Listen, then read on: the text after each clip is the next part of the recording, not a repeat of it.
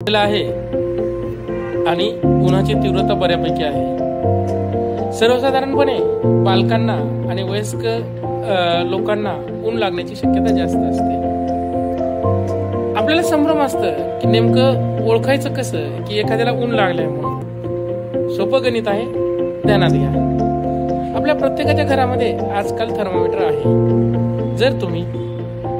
जर त्या digital थर्मामीटरची recording आपल्या शरीराच्या बगलेमध्ये घेतली आणि बगलेचं तापमान एका कागदावर लिहून ठेवलं आणि त्यानंतर लगेच त्याचबरोबर आपल्या तोंडामध्ये जर तापमापी ठेवली आणि त्याचं तापमान जर एका वहीवर नोंद ठेवली तर बगलेचं तापमान जर तोंडातल्या तापमानापेक्षा जास्त असेल आणि त्यांनी तापेचं जे कट ऑफ आहे 98.6 या पुढे जर क्रॉस केलेला असेल तर निश्चितच त्याला ऊन लागलेला आहे। धन्यवाद।